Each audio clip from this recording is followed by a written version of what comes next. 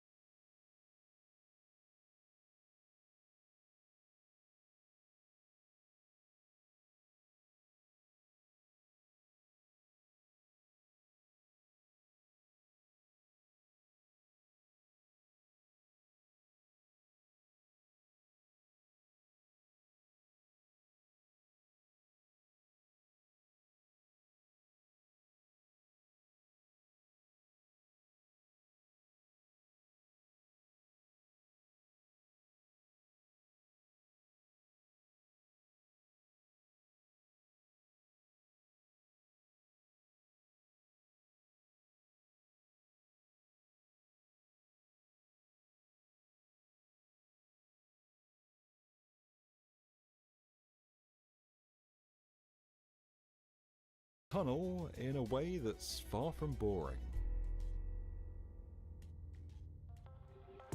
Right, so before we go all futuristic on you, let's recap on some of the ways we build tunnels in today's world. One option is drill and blast, which has been around since the 19th century. As some of our brightest viewers might have already guessed from the name, it involves the use of drilling machines and controlled explosives to carve a path through what is usually very hard rock. You might also adopt this approach if you only have a short tunnel to dig or you're on a bit of a budget. But if you need to make a longer hole, the ground is more forgiving, and you've got money to spend, you could invest in one of these, a tunnel boring machine or TBM. Often weighing thousands of tons, TBMs use a giant cutting head to carve their way through the ground, and a system that sends loose soil back the other way and out of the tunnel. It's the chosen method for many large infrastructure projects, from high-speed rail lines to major highways. Then there's the cut and cover procedure for building shallower tunnels, the immersed tube method for crossing deep water. Basically, there are lots of ways to make a tunnel, but they're all quite time consuming and, with some exceptions, perhaps don't make the most of modern tech. But that's all about to change. Yes, a completely new approach to tunnel construction has been revealed that's tearing up the rulebook. Instead of one big machine, it employs swarms of tiny robots to do the work. Before we get into it, here's a quick word from today's video sponsor, Masterworks. Tunnel digging isn't the only 36. 2020 Masterworks is to mark wrong. As you can behind your excavation process to hold that tunnel open. What we do is we actually build the tunnel in the ground first and then empty it afterwards. So it's literally turning the process on its head. Confused? Well, we'll break it down for you. The process starts by drilling holes in the middle of the target area and around the spot where you want to build, which are filled with special bore pipes. Samples of the soil are used to create a digital twin, which is like a virtual blueprint of the structure packed with data that's then fed to the army of robots. Once this is done, the robots are placed inside the pipes where they begin constructing.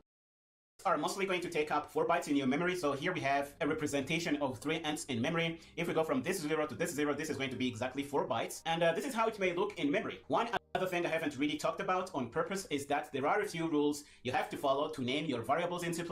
One of those rules is that a variable must start with a letter like A, B, C, D up to Z, or an underscore. You can't start a variable, for example, with a number. That's going to be a problem. After the first character in your variable name, you can really put in anything. You can put in numbers, you can put in letters, you can really put anything you want. But the first one can't be a number. Variable names are also case sensitive. So if you have a variable called bike count with a lowercase b, and you have another one that starts with uppercase B, these are going to be 2 different variables, and you have to be aware of this. No spaces or special characters are allowed in your variables. You can use underscores, but you can't use something like plus because that's going to be confusing to your compiler. And these are a few rules you really need to be aware of, and you're mostly going to be fine. The general form for declaring and initializing your variable is what you see here. You're going to pass the type. In this case, we have used int because we are learning about ints. You're going to pass the variable name, and you're going to put whatever it is you are initializing your variable with. Of course, this is braced initialization because Lee's using curly braces, but you can also use functional initialization or assignment initialization, and it is going to work equally well. Okay, now we have enough information to go in Visual Studio Code and play with us. Okay, here I am in my folder for the projects of this chapter. I am going to hop over in my template project and copy the files that I need. I am going to go up again and go on the project that is called integer types. I am going to go in and paste in my files, and I am going to open up this folder in Visual Studio Code. I am going to close the welcome screen here and open my main CPP file, and I am going to do the usual, take out the things we don't need. To save on time, I am going to put in a piece of code that I have lying on my drive, and we're going to go through it to save on typing time. I don't want you to suffer watching me type this. The first thing we have is the elephant count. This is a variable that is not initialized, so this is going to contain garbage data. It's not going to contain anything that is useful to us, but some compilers are going to usefully put in a 0 because that's a logical number to put in here if you didn't explicitly put a number in here. The second one is using curly braces, and this is going to automatically initialize to 0. The third one is going to be explicitly initialized with a 10, and the cat count is going to be initialized with 15. You can try and print this out and see what you come up with after compiling this application. Another thing we have seen is that we can do something like this and put an expression into our curly braces, and the value this evaluates to is going to initialize this domesticated animals variable. And now you should know that this is probably going to take 4 bytes in memory because it is an integer. This is really how C++ works. Each fundamental type has a size associated to it most times. So integers is mostly going to be 4 bytes on your system, and we're going to query this a little later in this video. Okay, let's try and compile this program and see if it actually works. We're going to start build, and you see that the build is successful. Another thing we can do is try and use variables we haven't really declared in our program, and you can guess what is going to happen. If we try to do int new number, for example, and put in doesn't exist, it's a number that doesn't exist, the compiler is not going to know what this is because we didn't declare a variable called doesn't exist. If you try to compile this, you're going to get a problem. You see that we have a problem before we even compile, so Visual Studio Code code is this smart, it can analyze our code before we compile it and give us hints to problems that might come up. You see here it is saying doesn't exist isn't defined. So if we try to compile this, we're going to get an error that we expect. It's going to say doesn't exist, doesn't really exist. I don't know what that is. So you shouldn't really do that. You shouldn't try to use variables you haven't declared. This is braced initialization. We can also do functional initialization as we have seen. Okay, another thing we can do is store a fractional number in an int variable, and we're going to see what this does. We're going to try and compile this code. You see we have a 2.9. We're trying to store this in an integer. If we try to compile this, let's try and use GCC. Let's clear this. Let's bring up a terminal and try to build this. We're going to try and run our GCC compiler on this program. It is going to say error narrowing conversion of 2.899 from double to integer. C++20 isn't even going to allow this. So this is a good thing, because you might think that you have a 2.9 and some compilers are going to chop this off and store a 2 instead. So this is one of the safe things about this way of doing things. So I am going to comment this out because otherwise our program wouldn't compile. Now that we know how to use these things, we can try to print the values in here. Okay, I am going to put in a piece of code I have lying around on my drive. I am going to remove these spaces inside because it is annoying. Let's do this. And if we try and build this program, it should compile successfully. And if we run it, we should see our numbers. We're going to go in our terminal here and do dir, and we're going to run rooster. And we're going to see elephant count is 1 because this is a garbage value, so it could really be anything. Lion count should be 0. Dog count should be 10. Cat count should be 15. It is what we have. And domesticated animal count is 25 because we have dog count, and we add that to cat count, and we're going to end up with 25. This is what we expect. Now that we know how to work with this, we can also try and play with functional initialization. Before I put in my code, I am going to comment all this out because I don't want this to disturb us as we work with our functional initialization code. So I am going to comment all this out and go all the way down and put in my code for functional initialization. And you see here we have a variable called apple. We initialize this to 5. We have orange count, which is 10. We have fruit count. And we have a bad initialization that is not going to work. Doesn't exist 3 and doesn't exist 4 don't really exist. So this is going to give us a compiler error. And if we do something like we do a narrowing conversion functional here, this is mostly going to compile. And this is going to chop off data and store a 2 instead of the 2.9. This is something you should really be aware of. And you see the comment here says information lost. This is less safe than braced initializer because braced initializer is going to give you a compiler error if you try to do this. And that's a good thing. So we also try and print these out. So I am going to tidy this up a little bit. And I am going to try and compile this piece of code, run task and build with GCC. The build is going to pass through without a problem. And if we do clear and run rooster, we're going to see apple count is 5, which is what we have in here. Orange count is going to be 10, so this is right. Fruit count is going to be 15 because it is 5 plus 10. And what is really worrying is that narrowing conversion is 2, but we didn't store in a 2. We stored in a 2.9. And because an integer can really store 4 bytes, 2.9 is more than 4 bytes, and it is going to store what it can, and it is going to chop off this 2.9 and only store in a 2. So this is really something you should be aware of. Sometimes this is going to cause problems in your program, and really, if you are trying to store fractional numbers in an integer, please use a braced initialization form because the compiler is going to stop you from doing this if you try. Okay, so this is really the difference between functional notation and braced initializer notation. Functional notation is not going to give you an error if you try to store something that can't really fit in a net. It is going to silently chop it off and put in whatever it can. And braced initializer is going to give you a compiler error. So this is the difference between these two. Okay, I am going to comment this out as well. And I am going to put the starting comment here. And I am going to go down and show you that you can do assignment initialization as well. I am going to put in my code here because I don't want to type it really, and I am going to print all this out. And we have a bike count variable that we initialize using the assignment notation. Track count is going to be 7. Vehicle count is going to be bike count plus track count. And we're going to be a narrowing conversion here, and we're going to see if this actually works. We're going to try and build this. We're going to run the task to build with GCC. It is going to pass through. You can guess what we're going to see if we run the program. Bike count is 2, track count is 7, which is what we expect. Vehicle count is 9, and the narrowing conversion is also chopping off what we have here. So this is something you need to be careful about. Another thing I want you to see is that you can check the size of your variables in memory. So we're going to check the size with size of.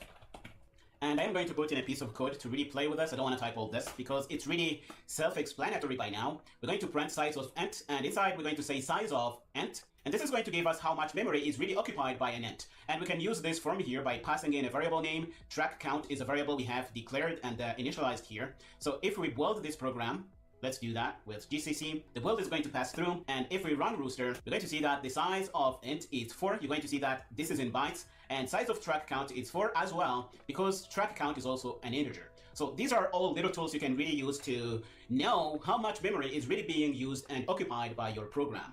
And this is really all we set out to do in this lecture, to learn as much as we can about integers. Integers occupy 4 bytes in memory for the most part, and we have seen different ways we can initialize our integer variables. We can use braced initializers, which is going to use curly braces. We can do functional initialization using parentheses like this. We can also do assignment notation using a from like this, and we can use sizeof to check the size of our integer variables. I have to say that these kinds of initialization also work on other variables, but we took the chance to introduce all these concepts using integers. This is really all we set out to do in this lecture. I hope you found it interesting. We are going to stop here in this lecture. In the next one, we're going to start and learn about integer modifiers. Go ahead and finish up here and meet me there.